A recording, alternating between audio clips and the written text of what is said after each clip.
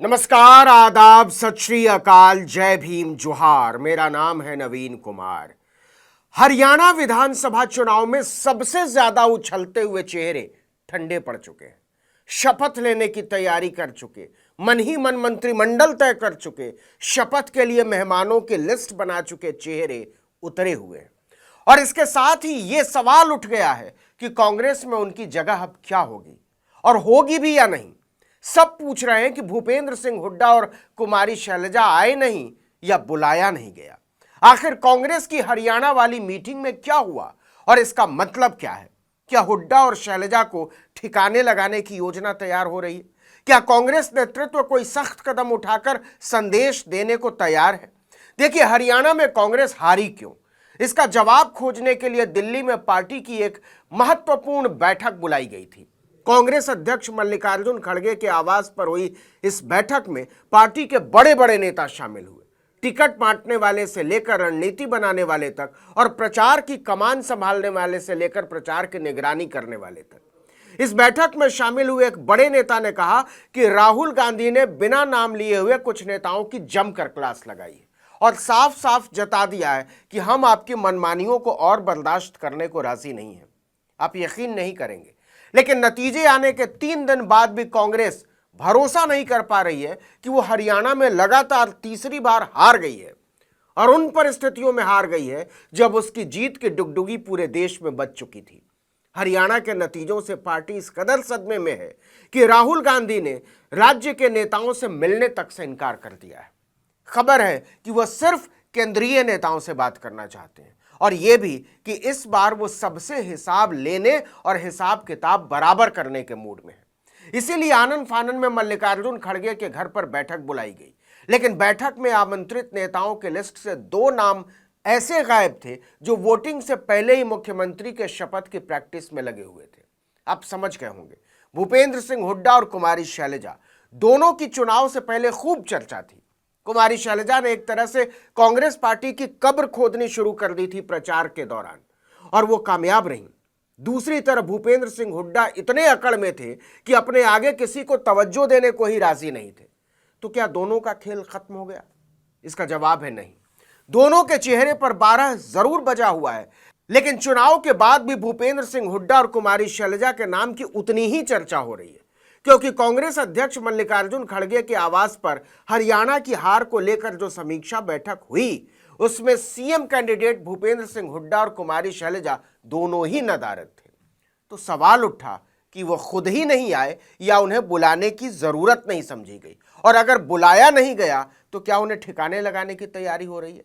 आखिर क्या वजह है कि जो चेहरे पूरे चुनाव के केंद्र में रहे और जिनके नाम की चर्चा सबसे ज्यादा रही, उनसे बैठक में हिसाब तक मांगने की जरूरत अध्यक्ष ने नहीं समझी? क्या वजह है कि कुमारी शैलजा और भूपेंद्र सिंह हुड्डा दोनों ही मीटिंग में नहीं थे? क्योंकि कायदा तो यही कहता है कि उनसे पूछा जाना चाहिए था कहां चूक हुई, लेकिन दोनों के बीच झगड़ा ऐसा है कि पार्टी इससे तंग आ चुकी है। देखिए, सूत्रों का कहना है कि नतीजों के बाद से ही राहुल गांधी दोनों ही नेताओं से इतने नाराज हैं कि उन्हें मिलने तक का समय नहीं दे रहे हैं। उनका कहना है कि इन नेताओं ने पार्टी हित से खुद को ऊपर रखा और इसलिए पूरे चुनाव में एक दूसरे की टांग खींचते रहे, एक दूसरे को पटकने में लगे रहे और एक दूसरे के साथ मिलकर पार्टी को विजय दिलाने की बजाय एक दूसरे को हराने की कोशिश करते रहे। नतीजा, कांग्रेस पार्टी की ही नैया डूब गई। आपको बता दें कि मल्लिकार्जुन खड़गे के घर पर हरियाणा चुनाव की मीटिंग के बाद मीडिया से बात करने के लिए कांग्रेस नेता अजय माकन आए, ना कि हरियाणा का कोई नेता। माकन ने बहुत नपे तुले शब्दों में अपनी बात रखी, लेकिन उनके सामने भी वही सवाल आ गया जिससे वो कतरा रहे थे कि मीटिंग में हरियाणा के पूर्व मुख्यमंत्री भूपेंद्र सिंह हुड्डा और कांग्रेस महासचिव कुमारी शैलजा क्यों नहीं शामिल हुई। और इस सवाल का जो जवाब अजय माकन ने दिया उसने सबके कान खड़े कर दिए। उन्होंने कहा कि जिनको बुलाया गया था वो सारे आए थे। इसका सीधा मतलब यह है कि कांग्रेस अध्यक्ष ने भूपेंद्र सिंह हुड्डा और कुमारी शैलजा दोनों को बुलाया ही नहीं। लेकिन यह प्रतिक्रिया यहीं रुकने वाली नहीं है। कांग्रेस के अंदरूनी सूत्रों का कहना है कि आने वाले दिनों में दोनों को ठिकाने लगाकर हरियाणा यूनिट का नए सिरे से गठन किया जा सकता है। जब यह बात खुलने लगी कि राहुल गांधी शैलजा और हुड्डा दोनों से उखड़े हुए हैं तो एक कंफ्यूजन फैलाया गया कि भूपेंद्र सिंह हुड्डा को तो इस मीटिंग में बुलाया गया था, लेकिन कुमारी शैलजा और रणदीप सिंह सुरजेवाला का नाम लिस्ट में नहीं था। तो क्या ऐसा संभव है कि जिस बैठक में अध्यक्ष मल्लिकार्जुन खड़गे हों, राहुल गांधी हों, उस मीटिंग में आने से कांग्रेस का कोई नेता इनकार कर दे, या फिर बुलाने के बावजूद राहुल खड़गे की नाराजगी को देखते हुए हुड्डा से बोल दिया गया हो कि आपकी बैठक में कोई जरूरत नहीं है। सूत्रों के मुताबिक राहुल इस कदर नाराज थे कि उन्होंने बैठक में हुड्डा या कुमारी शैलजा का नाम तक नहीं लिया।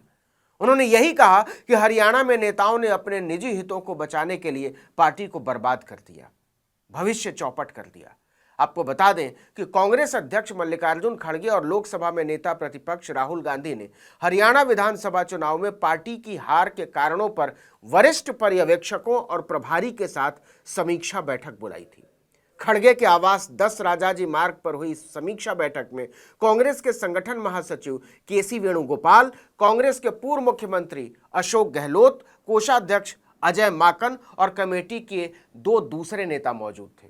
प्रभारी दीपक बाबरिया वीडियो कॉन्फ्रेंसिंग के माध्यम से जुड़े, लेकिन शैलजा और हुड्डा और रणदीप सुरजेवाला न आए और न ही उनके बारे में कोई तहकीकात की गई। मीटिंग के बाद अजय माकन ने सिर्फ इतना कहा कि इस बैठक में हरियाणा के चुनाव नतीजों की समीक्षा की गई। नतीजे अप्रत्याशित थे। एग्जिट पोल और असल नतीजों में जमीन और आसमान का फर्क था।